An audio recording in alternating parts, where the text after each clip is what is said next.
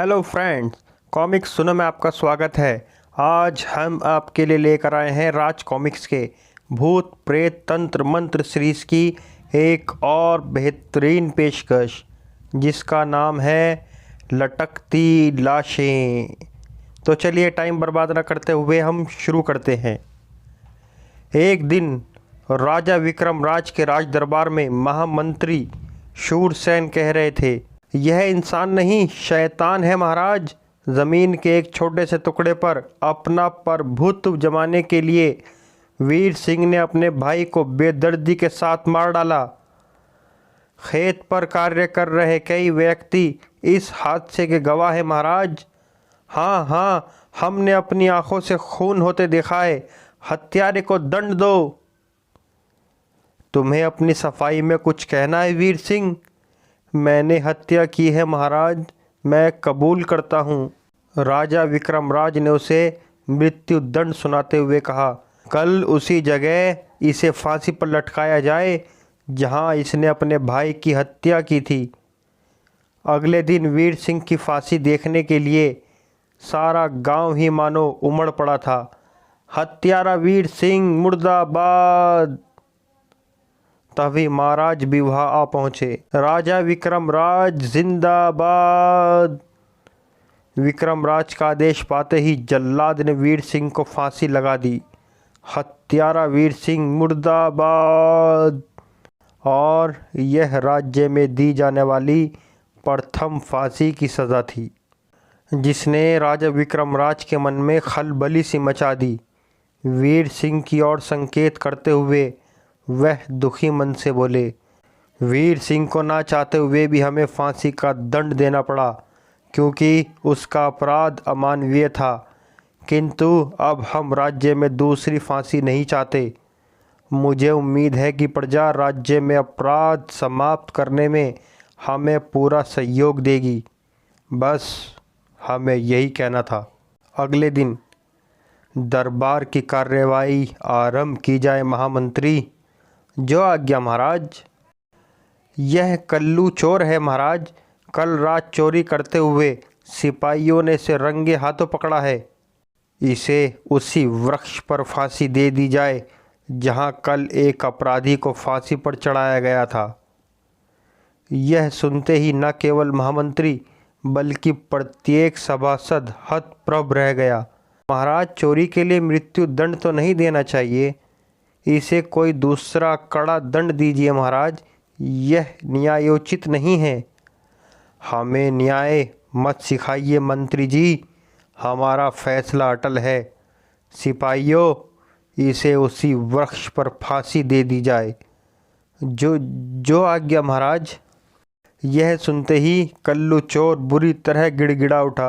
अरे महाराज, मेरे बच्चे भूख से बिलक रहे थे, इसलिए मैंने चोरी की। मुझे क्षमा कर दीजिए। अपना फैसला वापस ले लीजिए महाराज। यह अन्याय है, यह अन्याय है महाराज। ले जाओ इसे। राजा का हृदय न पसीजा और कल्लू चोर को सरेआम फांसी दे दी गई। आश्चर्य है, कल तक तो महाराज फांसी के विरुद्ध थे और आज यह तो इस बेचारे पर जुल्म हुआ। मैं इसे जानता हूँ, यह पेशेवर चोर नहीं है। इसके बीवी बच्चे सचमुच भूख से बिलख रहे हैं। वह बेचारे तो यह भी नहीं जानते कि उनकी दुनिया अंधेरी हो चुकी है। चोरी की सज़ा मृत्युदंड नहीं होनी चाहिए थी। वीर सिंह की लाश भी महाराज के आदेशानुसार वृक्ष से उतारी नहीं गई थी। उस दिन के बाद से राजा विक्रम सिंह का यही क्रम बन गया। महाराज, इसने इस वर्ष का लगान अदा नहीं किया।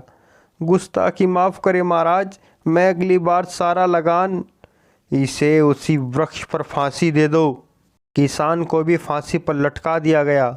छोटी सी गलती की सज़ा भी राजा विक्रम सिंह के दरबार में फांसी की सज़ा बन गई। इसे फांसी दे दो। रानी रूपमती भी राजा विक्रम सिंह के न्याय को देखकर हैरान थी। उफ, महाराज इतने कठोर हृदय हो जाएंगे, यह मैंने कभी न सोचा था। उसी रात महल के पिछवाड़े से एक काली छाया निकली।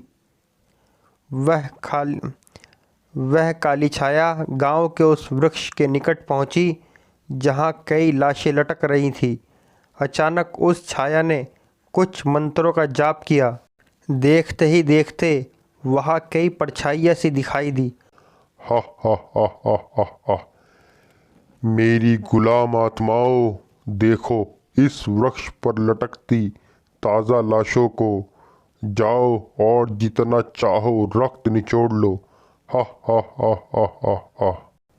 काली छाया का संकेत पाकर सभी परछाइयाँ चमगादड़ों के समान वृक्ष पर लटकती लाशों से चिपक गईं और उनका रक्त पीने लगी।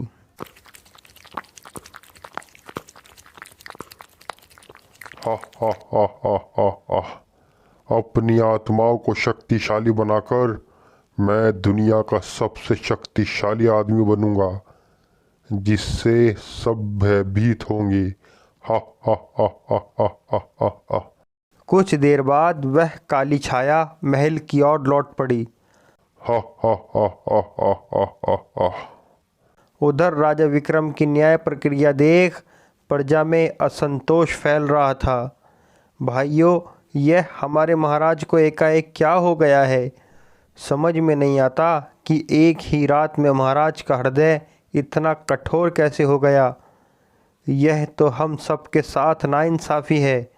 हमें महाराज के पास चलकर उन्हें उनके कर्तव्य बोध का एहसास कराना होगा। हाँ हाँ। नगरवासी एकत्रित होकर महल के द्वार पर पहुँचे। हमें न्याय दो, जुल्म बंद करो, मनमानी नहीं चलेगी। यह शोर कैसा है महामंत्री? आपकी दंड प्रक्रिया पर प्रजा असंतोष प्रकट कर रही है महाराज। ओह, राजा की दंड प्रक्रिया पर आवाज़ उठाना भी अपराध है। इन सब को फांसी लगा दो। जाओ, यह हमारा हुक्म है। लेकिन महाराज, हमारे आदेश की अवहेलना मत करो महामंत्री। राजा की क्रोधित आंखें देख महामंत्री चुपचाप वहां से चले गए। यह उचित नहीं है महाराज, प्रजा बगावत कर देगी। हमें परवाह नहीं। और फिर राजा के आदेश पर नारे लगा रही भीड़ पर सेनापति दुर्जन सिंह के नेतृत्व में सिपाहियों ने हमला कर दिया। सबको गिरफ्तार कर लो। ओह, हाय मरा, उफ। इनमें से एक भी बचकर ना जाने पाए। गिरफ्तार कर लो सबको और ले चलो फांसी स्थल पर। मृत्यु के नाम से ही गांव वासियों में भय की लहर दौड़ गई। भागो, यह राजा पागल हो गया है, सबको मरवा देगा।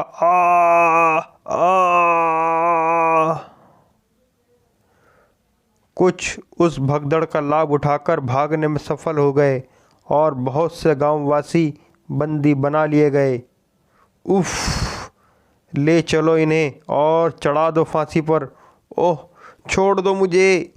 इधर नगर में मौत का तांडव आरंभ होने जा रहा था। उधर महल में, ओह, कौन है ये दुष्ट? सेनापति, महामंत्री, देखो कौन है ये गुस्ताख। इधर महल के मुख्य द्वार से तबाही आरंभ हो चुकी थी। मुख्य द्वार धूं धूं कर जल उठा। अरे आग, आग!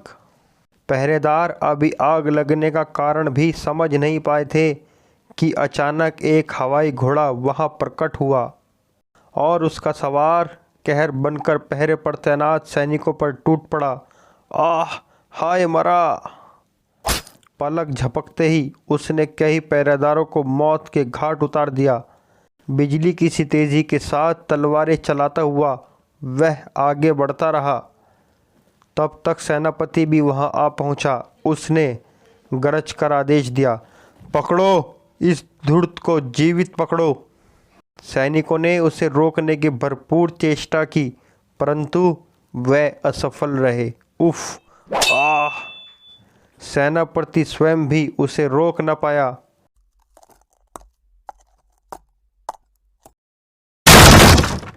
और अपने सामने खड़े साक्षात शैतान रूपी घुड़सवार को देखकर राजा विक्रमराज तलवार निकाल कर गरजे, गुस्ताख, तेरी ये हिम्मत, तू यहाँ तक आ पहुँचा।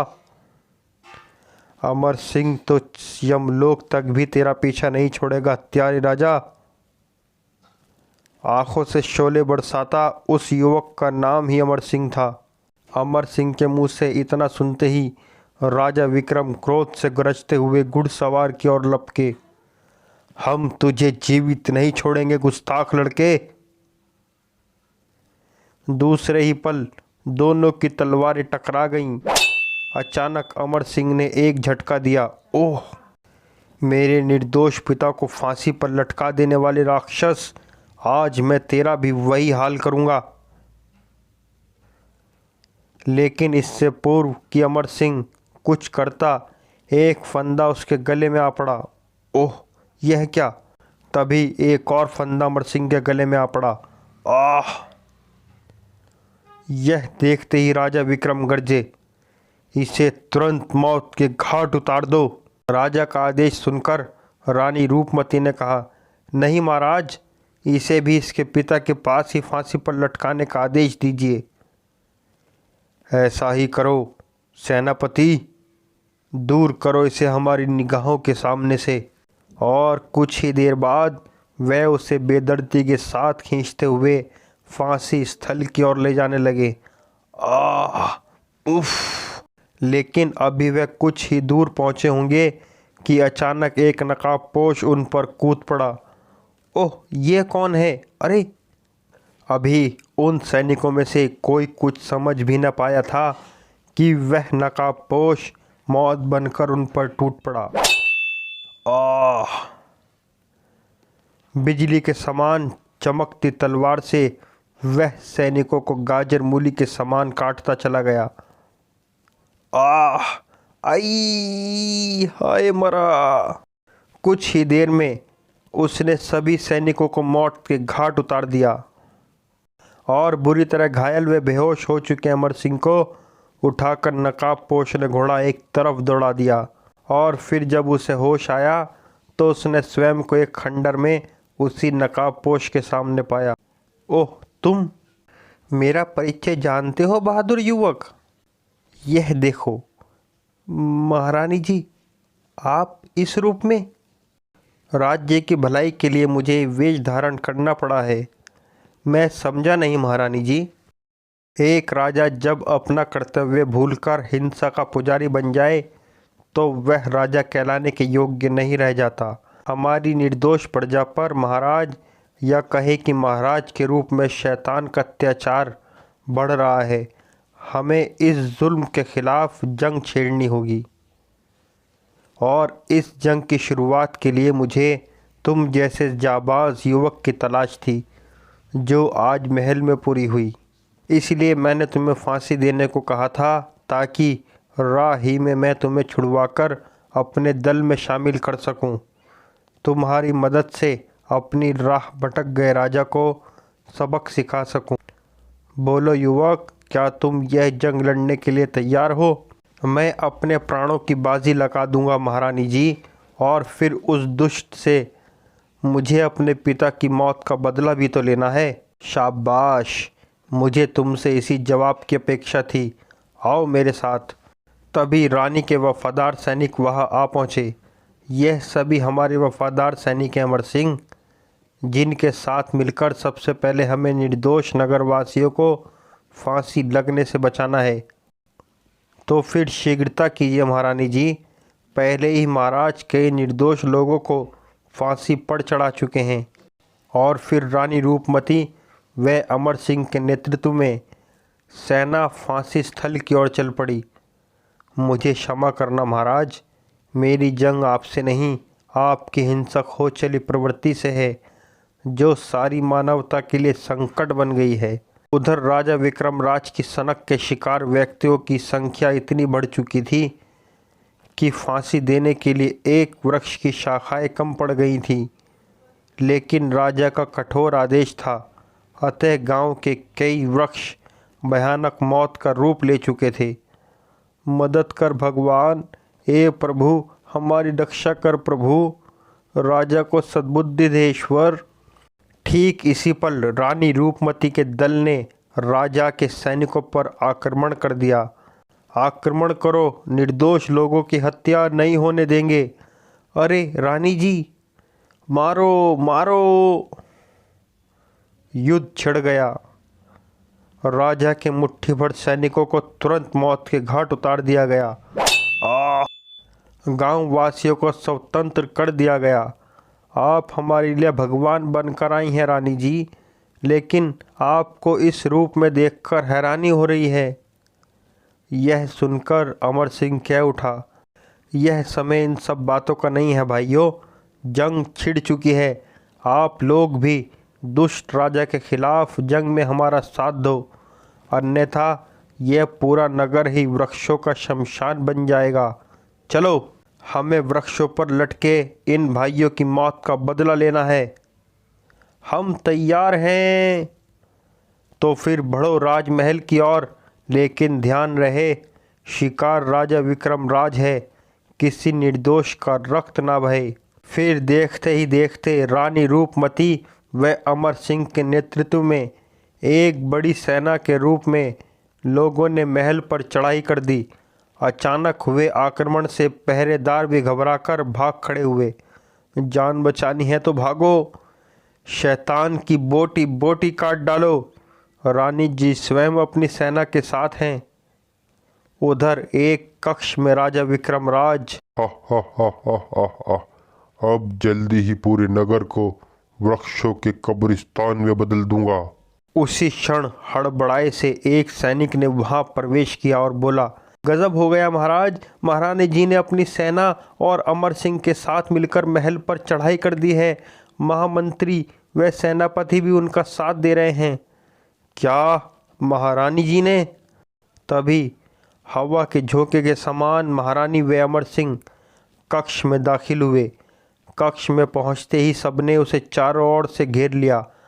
अमर सिंह गुर्राया, हत्यारे, अपने शैतान को याद कर ले, जिसका कि तू गुलाम बन चुका है, और मरने के लिए तैयार हो जा। ओह, तुम सब मेरे खिलाफ हो गए हो, लेकिन तुम मेरा कुछ नहीं बिगाड़ सकते।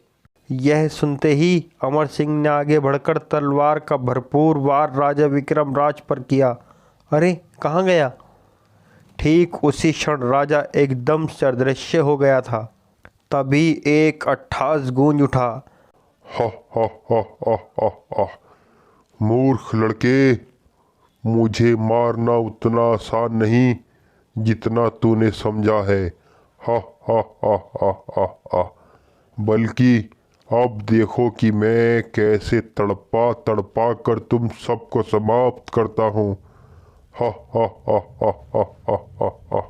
अचानक वृक्ष की दीवार पर लटकी तलवार हवा में नाचने लगी। अमर सिंह बचो! ओह! हवा में तैरती तलवार ने अमर सिंह पर वार किया, परंतु अमर सिंह ने उसके वार को अपनी तलवार पर रोक लिया। हा हा हा हा हा हा हा। तलवार पुनः उस पर झपटी। हा हा हा हा हा हा हा हा। यह तो कोई बहुत बड़ा जादूगर भी लगता है। अचानक एक भाला सनसनाता हुआ सैनिक की ओर लपका और उस सैनिक का एक बाजू काटता हुआ निकल गया।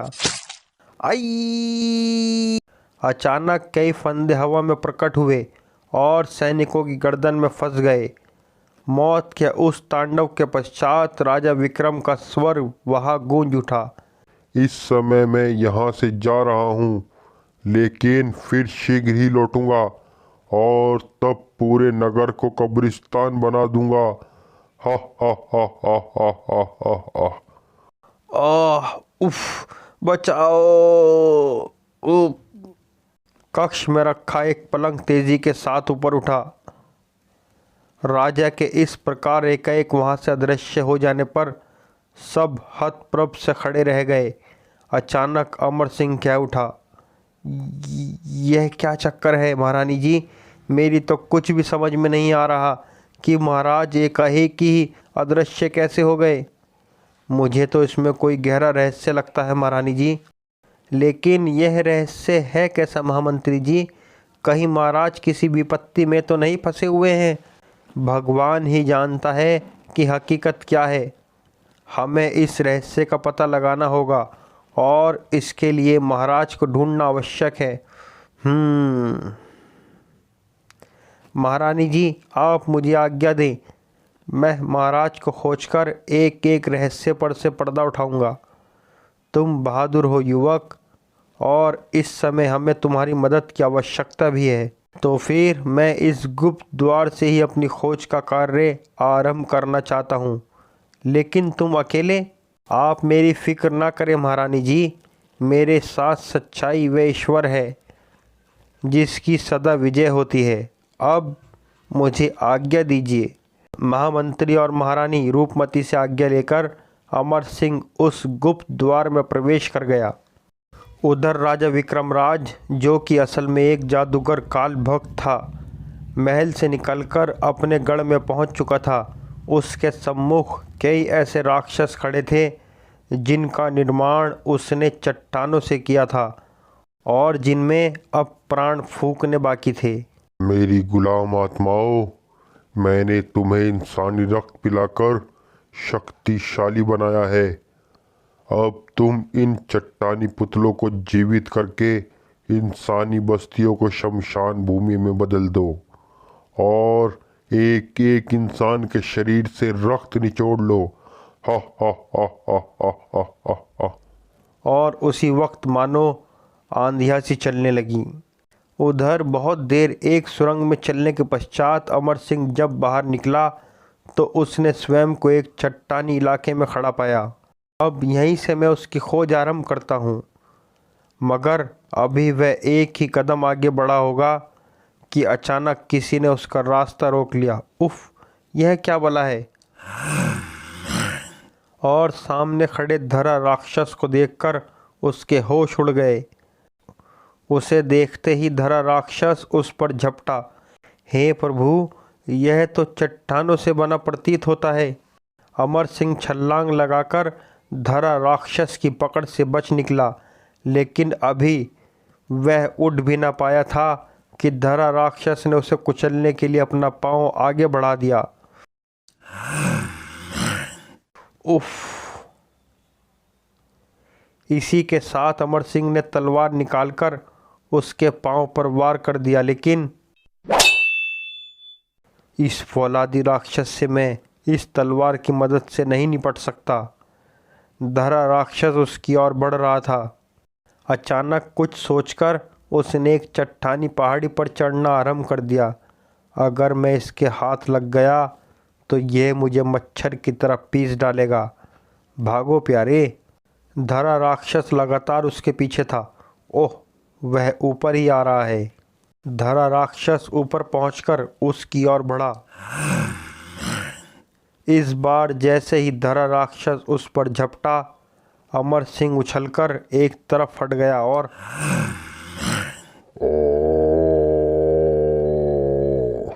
शुक्र है जान बच गई।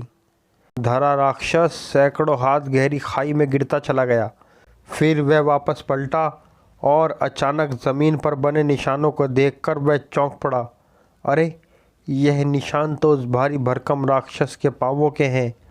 इसका मतलब इन निशानों का पीछा करके मैं उस जादूगर तक पहुंच सकता हूं। उधर नगर में अचानक आतंक व खौफ फैल गया। बचाओ! आई! भागो! आ! इस आतंक व खौफ का कारण थे वह धरा राक्षस, जो अपने सामने पड़ने वाले प्रत्येक व्यक्ति को गेहूं के दाने के समान पीसते चले जा रहे थे। भागो! आई! यह राक्षस सबको मार डालेंगे। आ! लोग अपने प्राण बचाने के लिए जिधर मुंह हुआ भागे चले गए। उधर जादूगर काल भक्त राजा विक्रमराज के सम्मुख खड़ा विजयी स्वर में कह रहा था। देखा विक्रमराज, मेरा कहना मानकर तूने कितने कष्ट सहे हैं। एक राजा के लिए अपनी प्रजा पर जुल्म करना और उन्हें अकारण फांसी पर लटका देने से बेहतर है यह कष्ट सहना। और तू यही चाहता था कि मैं तेरी गुलाम आत्माओं को लहू पिलाने के लिए निर्दोष व्यक्तियों को वृक्षों पर लटका दूं? वह तो तुम्हारे रूप में अब भी कर चुका हूँ, और अब मेरी राक्षस तुम्हारे नगर को शमशान बना रहे हैं। हा हा हा हा। नहीं, ऐसा नहीं हो सकता। और तुम्हारी प्रजा मेरे राक्षसों का मुकाबला नहीं कर सकती, क्योंकि जब तक मैं जीवित हूँ वह नहीं मर सकते, और मुझे मारना तो दूर, यहाँ पहुँचने की भी कोई नहीं सोच सकता। हा हा हा हा हा हा।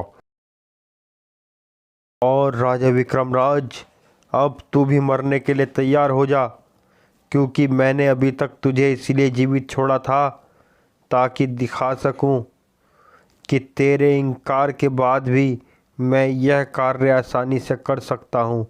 हा हा हा हा हा हा। नहीं। यह सुनते ही राजा विक्रमराज क्रोध से पागल हो उठे। तू अपने मकसद में कभी सफल नहीं होगा दुष्ट। हम तुझे ऐसा हरगिज न करने देंगे। हा हा हा हा हा हा। राजा विक्रमराज ने स्वयं को स्वतंत्र करने की भरपूर चेष्टा की। हे प्रभु, मेरी इतनी कठोर परीक्षा ना ले, मुझे शक्ति दे प्रभु, ताकि मैं इस दुष्ट को इसके किए की सज़ा दे सकूं। तभी जादूगर कालभक्त अपनी तलवार लेकर उसकी ओर बढ़ा, लेकिन अभी वार करने के लिए उसने तलवार उठाई थी कि एक पत्थर उसके सिर से आ टकराया। कौन है गुस्ताख? उसी पल राजा विक्रम भी अपनी संपूर्ण शक्ति जुटाकर स्वयं को स्वतंत्र कराने में सफल हो गए। जादूगर काल भक्त के पुकारने पर अमर सिंह सामने आ खड़ा हुआ। यह मैं हूँ दुष्ट शैतान। महाराज के रूप में तूने बहुत जुल्म कर लिए, अब मरने के लिए तैयार हो जा। हा हा हा हा हा हा।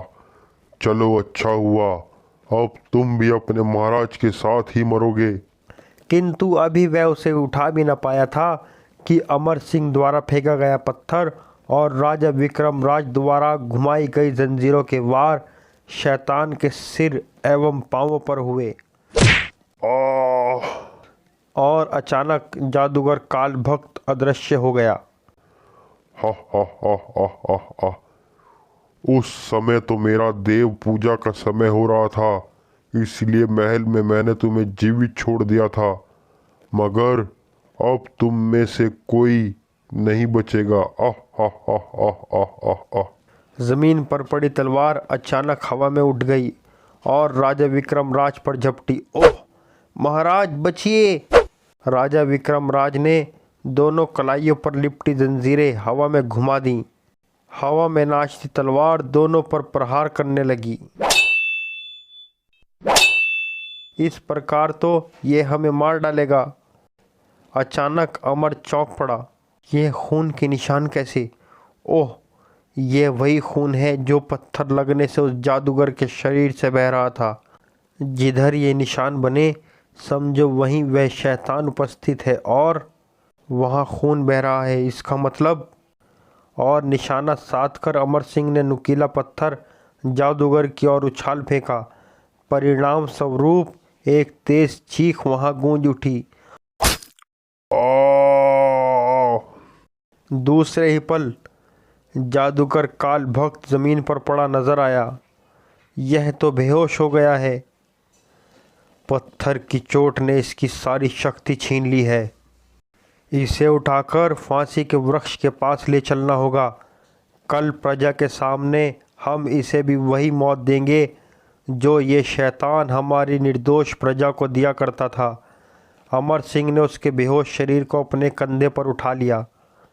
फिर जब महल में पहुंचकर अमर सिंह ने सारी हकीकत बयान की तो रानी आंखों में आंसू लिए कह उठी, ओह महाराज, मैं न जाने आपके विषय में क्या क्या सोच गई थी। मुझे क्षमा करें महाराज। क्षमा कैसी महारानी, तुम्हारी जगह हम होते तो वही करते जो तुमने किया। हमें तुम पर नाज है। फिर महाराज ने अपनी कहानी सुनाते हुए कहा, जिस दिन हमने वीर सिंह को फांसी दी, उसी रात जादूगर काल भक्त हमसे गुप्त रूप से मिला और बोला, राजा विक्रमराज, मुझे कुछ ताज़ा लाशों की ज़रूरत है। जो मैं कहूँ वही करो, वरना परिणाम भुगतने के लिए तैयार रहो। मेरे इनकार करने पर? तब यह काम मैं स्वयं करूँगा, यह देखो। मेरा रूप धारण करने के पश्चात उसने मुझे बंदी बना लिया। न जाने मेरी प्रजा पर वह राक्षस क्या जुल्म कर रहा होगा। और उसके बाद की कहानी तो आप सब लोग जानते ही हैं। खैर, बुराई का अंत बुराई होता है। उफ, इतना बड़ा धोखा। फिर अगले दिन सरेआम जादूगर काल भक्त को वृक्ष पर फांसी दे दी गई। साथ ही राजा विक्रम सिंह बोले, भाइयों, यह हमारे राज्य में दी जाने वाली अंतिम फांसी है। आज के बाद राज्य में कोई फांसी नहीं होगी। आज मेरे पिता की आत्मा को शांति मिली होगी। राजा विक्रमराज जिंदाबाद। इसके बाद वृक्षों पर लटकी लाशों का अंतिम संस्कार स्वयं महाराज की देखरेख में हुआ और फिर राज्य में कभी कोई फांसी न दी गई। समाप्त। अगर आपको हमारी कॉमिक्स अच्छी लगी तो हमारे चैनल को लाइक करें, सब्सक्राइब करें और हाँ, घंटी का बटन भी दबा दें ताकि हमारी आगे आने वाली कॉमिक्स आप तक सबसे पहले पहुँचे। धन्यवाद।